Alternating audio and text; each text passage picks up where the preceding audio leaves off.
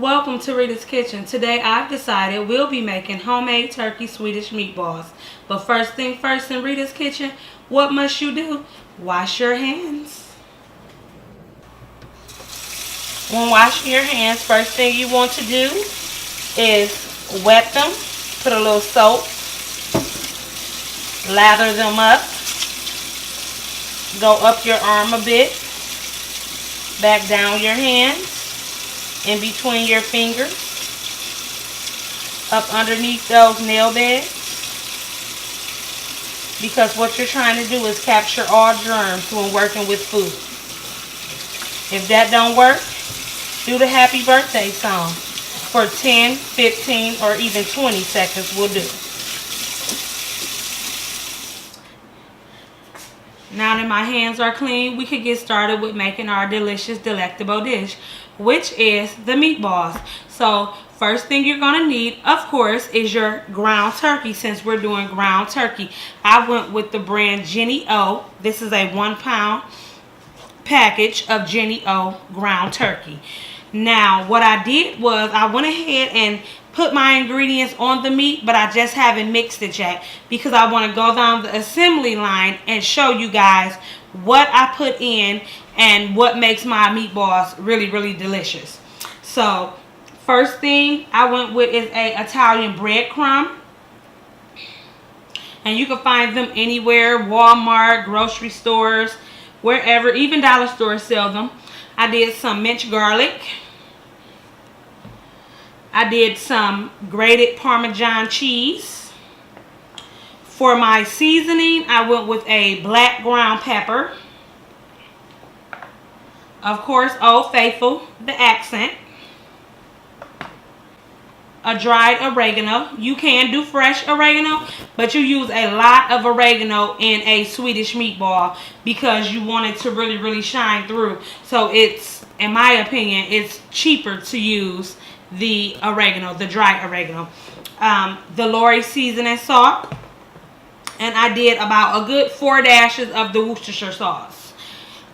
For a bowl of this size, I used 2 eggs to bind that all together, and I did use a fresh herb, which is fresh parsley. So now what we're going to do, we're going to actually go ahead and mix this up, and I'll show you guys how it's going to look after mixing.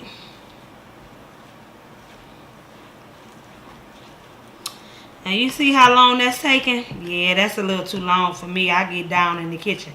So I'm going to sit this to the side, toss me some gloves on, and I'm going to get all the way up in there with my hands. So I do bare hand, but again, we are practicing professionalism, cleanliness, and when you're preparing for other people, use gloves. Even though this is my household, I want to show you guys the proper way. So get up in there.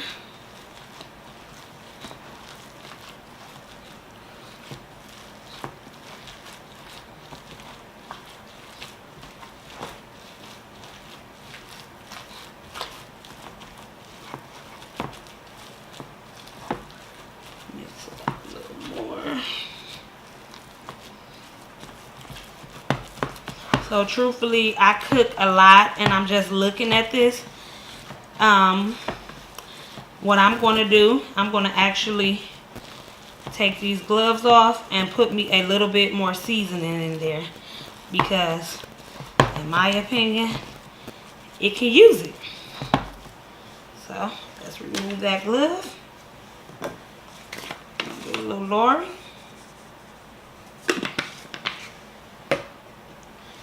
Some more of that oregano. The greener the better, in my opinion. A little bit of that Worcestershire sauce. Have that accent, because that's going to wake all that up. Oops, excuse me. And no more black pepper, no more breadcrumb, but definitely some cheese. Now, Mix that up.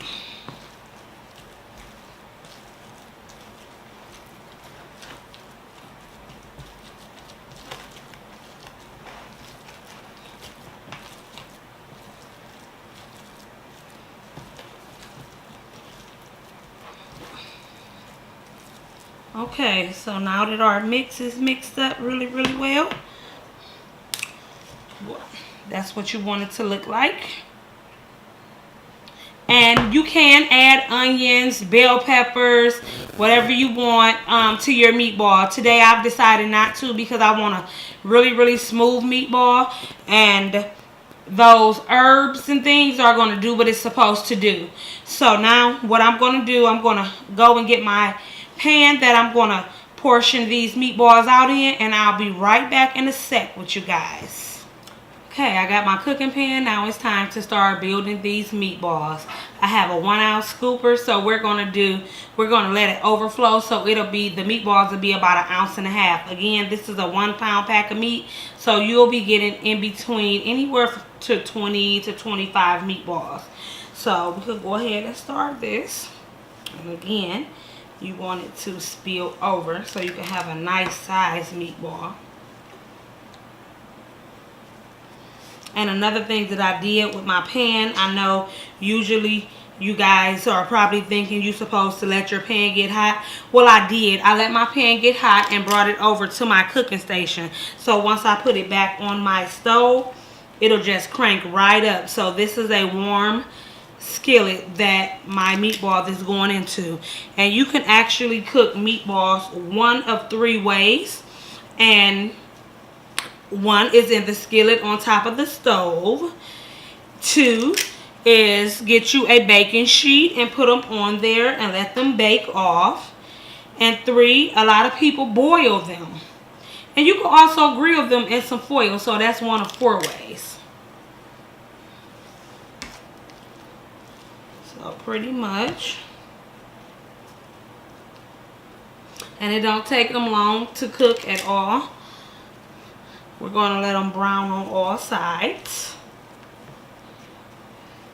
Then we're going to build that great Swedish gravy that makes it taste so, so good.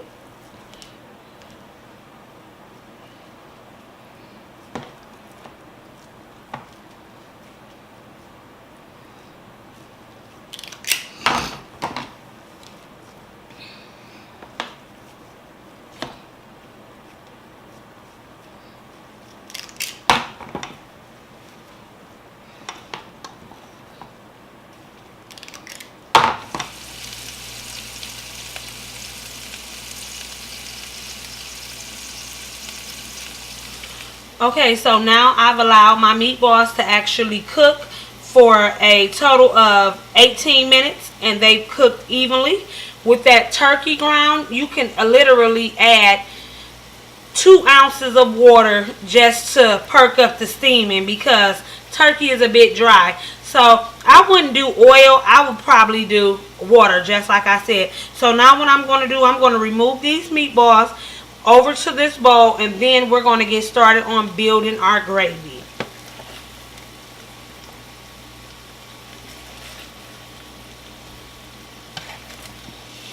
Now that I removed the meatballs, it's time for us to start building our gravy. Want to let you guys know, a lot may want to know, do you clean the pan after removing the meatballs? No, all that is greatness in that skillet. So get you about 4 tablespoons of butter, melt it down. And you want to pour you about a good 5 tablespoons of olive oil in there. And what that olive oil does with that butter, it allows it not to burn. So now we're going to allow that to get hot. Let that butter continue to melt down. And we're going to do what you call a roux. And for you guys who don't know, roux is nothing but butter and flour mixed together. It's a thickener. And then we'll add our liquid, which is a beef broth. And then we're going to add some heavy cream. And at the end, we're going to top it off with some sour cream. Always do your sour cream in the end when it's time for serving, because you do not want your gravy to break. So that butter has melted. This is my flour. I'm going to shake that in there. And that's what a roux starts to look like. 3 tablespoons of flour. I'm going to let my cameraman, one hell of a writer, come up in there and show you guys this great roux. Waking up all those juices, all those seasonings. That's nothing but greatness. In Grandma's kitchen, it's just an old school gravy. So now, I have a 16-ounce glass of water. I'm going to add me some beef bouillon to it, powder kind, nor preferably, maybe a good 3 tablespoons. And continue to taste and add according to your palate. Everybody's palate is different. You hear that? That's going to be great. So we're going to let that wake up a second. And I'll come back and add that heavy cream. Be back in a sec. Okay, now I've allowed my roux and my beef broth to come to a simmer and pretty much create a gravy. So now what we're doing, we just adding additional perks to make it even perkier. Really great. So we're going to go ahead and pour us some heavy cream in there.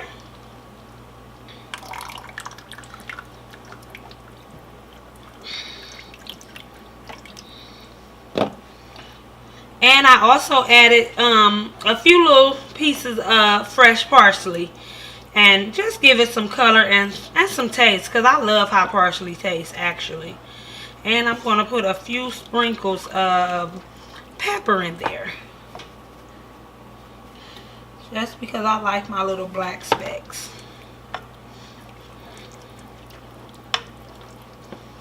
Now, we're going to allow the heavy whipping cream to catch up with the other heat and come to another simmer and allow it to bring it to a really, really great gravy. Then we're going to go ahead, add our sour cream, and go ahead and put our meatballs into the gravy and fold it into it.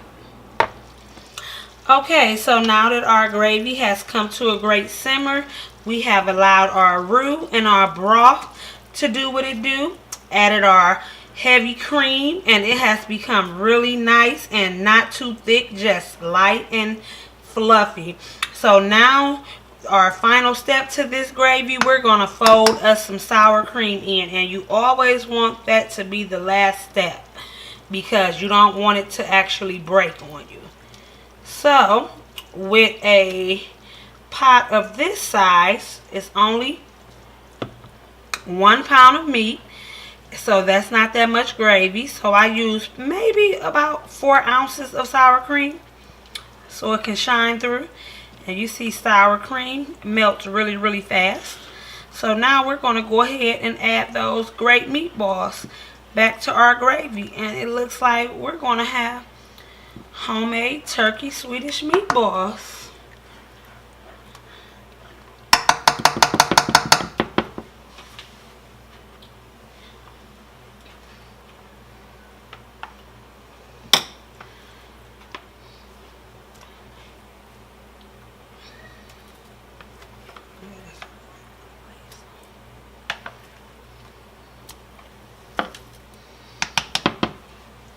So now we're going to fold our meatballs into our sauce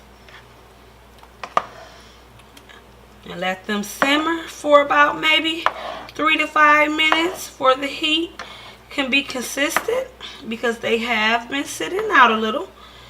Then we're going to build our plate with these great homemade turkey Swedish meatballs.